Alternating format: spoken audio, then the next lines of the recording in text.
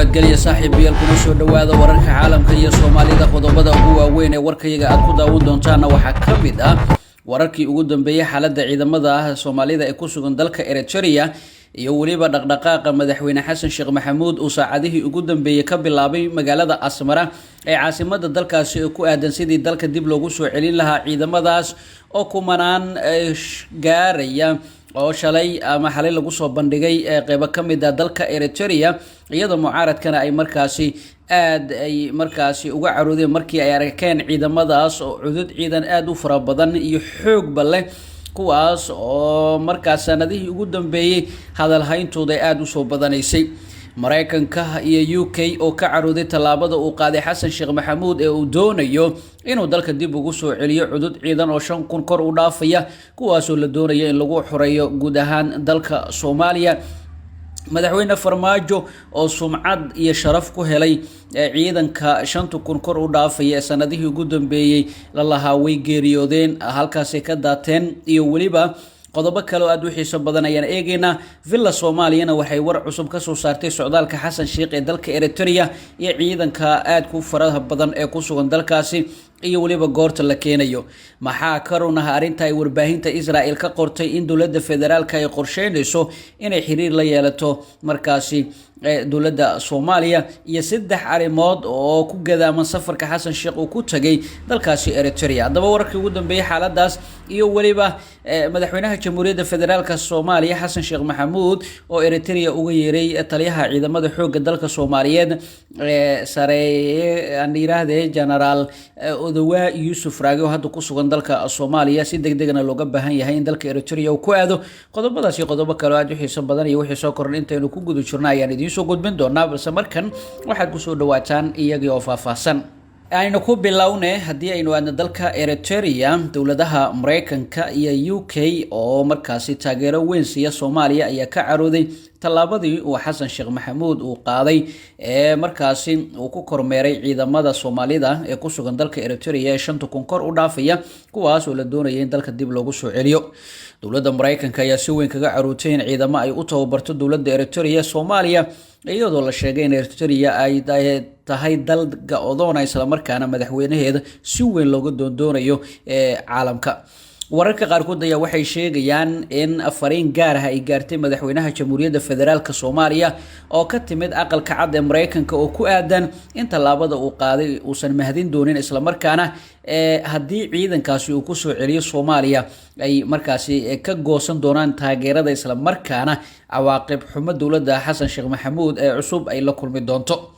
dawladda UK iyo Mareykanka ayaa diidan in ciidan cudud leh oo tababar fiican haysta hub markaasi casri ah hela oo Soomaaliya ay yeelato waxaana ay doorbidayaan in ayagu ay ciidamo oo markaasi aad u tayar mararka qaarkood ay u tababaraan isla markaana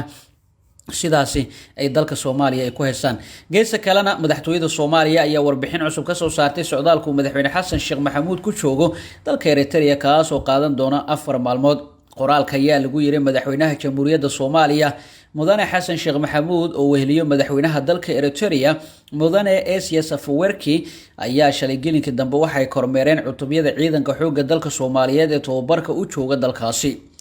madaxweynaha ayaa salaan sharaf ka qaatay cutubiyadan oo si gaar ah loo tababaray waxaana uu u korgalay xaaladooda nololeed isagoona warbixin ka dhageysay qaar ka mid ah saraakiisha iyo askartii uu madaxweyne Xasan Sheekh uga mahad celiyay booqashada ugu yimid qoraalka ayaa intaasi ku daray in madaxweynaha oo la hadlay ciidamada uga warbixiyay qorshaha dawladda ee sugidda amniga ee dalka iyo xoreynta deegaanada ay ku dhuumalaysanayaan argagixisada Al-Shabaab kuwaas oo cadow ku ah horumarka iyo dawladnimada shacabka Soomaaliyeed madaxweyne Xasan Sheekh Maxamuud ayaa adkeeyay fulinta ballanqaadkiisii ku aadanaa ee soo celinta ciidanka Soomaaliyeed ee ku sugan Eritrea isagoo xusay sida shacabka Soomaaliyeed ay ugu farxeen muuqaalkooda ay cadowga argagixisaduna ka naxeen cadowga cududooda ayaa lagu yiri qoraalkaasi madaxweyne Xasan Sheekh Maxamuud ayaa dawladda Eritrea uga mahad celiyay tababarka ciidamadan oo qayb ka qaadan doona xasilinta Soomaaliya sida qoraalka lagu sheegay madaxweyne Xasan Sheekh Maxamuud oo weheliyo dhigiisa dalka Eritrea mudane Asias Afwerki ayaa booqday goobo ku yaala dalkaasi oo ka socdaan mashaariic fara badan madaxweynaha Jamhuuriyadda Federaalka ee Soomaaliya ayaa la sheegay markii uu tagay ciidamadan aad ku fara badan ee 5,000 kor u dhaafaya tababarka casriga ku qaaday dalka Eritrea oo iska ilmeeyay isla markaana uu sheegay in Soomaaliya hadda ay ka bixi doonto dhibaatada ciidannimo isla markaana cadowga Soomaaliya si adag loola dagaalami doono. Xasan Sheekh Maxamuud ayaa u sheegay ciidanka uu tagay inuu ku faraxsan yahay tababarka la siiyay isla markaana si degdeg ah dalka loogu celin doono isla markaana ay heli doonaan xuquuqdooda asaasiga ay u baahan yihiin. ciidamadan ayaa la sheegay in tababarkii ugu sareeyay ee ciidan ay heleen isla markaana haddii dib loogu soo celiyo Soomaaliya ay markaasi ay xasilinta qayb weyn ay ka qaadan doonaan isla markaana waxay qayb ka yihiin ciidamada la doonaya inay guud ahaan la wareegaan amniga guud ee dalka isla markaana markay AMISOM ka baxaan iyagu lagu nasan doono. madaxweynaha ayaa salaan sharaf la sheegay inay ka qaatay askartaasi oo sawiro laga soo qaaday ay muujinayeen iyagoo sita calanka Soomaaliya isla markaana safaf dhaadheer ku jira. si gaar ah madaxweynaha dalka Eritrea Isaias Afwerki waxa uu sheegay inuu diyaar u yahay in mar kale xitaa ciidan intan ka badan oo u tababaro Soomaaliya isla markaana waxa uu sheegay in xiriirka Soomaaliya iyo Eritrea hadda wixii ka dambeeya uu hagaagsanaan doono. xogaan helna ayaa sheegaysa in arinta ugu weyn ee madaxweynaha u tagay Asmara ay tahay ukurgalida iyo qiimeynta xaaladda ciidamada Soomaaliyeed ee tababarka loo geeyay dalkaasi 2 sano ka hor iyo sidii dalka dib loogu soo celin lahaa sida ugu dhaqsaha badan. arinta ugu weyn ee laga diiwaan geliyana waxay tahay in markii ciidankaasi sawiradooda la arkay qaar ka mid ah waalidiinta dhalay caruurtaasi ay aad ugu farxeen isla markaana madaxweynaha Jamhuuriyadda Federaalka Soomaaliya Xasan Sheekh Maxamuud ay u mahad celiyeen. xasan ayaa markaasi intuusan xilka ku guuleysan musharax madaxweynena uu ahaa waxa uu dhaleeceen iyo waliba fadeexeen uu markaasi duldhigi jiray ciidankan loo qaaday dalka Eritrea isagoo sheegay mararka qaar in la gatay qaarkood ay markaasi ay ka dagaalameen qayb ka mid ah dalka Tigray aan iraahday dalka Ethiopia ee gobolka Tigray halkaasina ay ku dhinteen qaarkood ay ku geeriyoodeen tababarka inkastoo Villa Soomaaliya ay hore u sheegtay in ay jiraan ciidamo ku geeriyooday tababarka xilliga uu socday. dhinaca kalena madaxweynaha Jamhuuriyadda Federaalka ee Soomaaliya ayaa la sheegay in uu markaasi si degdeg ah ugu yeeray dalka Eritrea inuu ku soo gaaro taliyaha ciidamada xoogga dalka Soomaaliya General Oduwa Yusuf Raage oo la sheegay in hadda uu ku sugan yahay dalka Soomaaliya. madaxweynaha Jamhuuriyadda Federaalka Soomaaliya ayaa fariin hoose gaarsiiyay General Oduwa fariintaas oo soo gaartay shabakada wararka maanta ayaa lagu sheegay in looga baahan yahay si degdeg ah uu ku soo gaaro dalka Eritrea si arrimo qarsoodi ah madaxweynaha oo markaasi damacsan yahay wax looga weydiiyo. General Oduwa ayaa qayb ka ah safarkii madaxweynaha uu ku tagay dalka Eritrea ee ciidamada lagu kurgalayay waxaana la sheegay in khilaaf xoogan uu ka dhex taagan yahay madaxweynaha Jamhuuriyadda iyo taliyaha ciidamada xoogga dalka Soomaaliya General Oduwa Yusuf Raage oo hadda isaga markaasi ku sugan dalka Soomaaliya isla markaana howlihiisa ciidan uu wato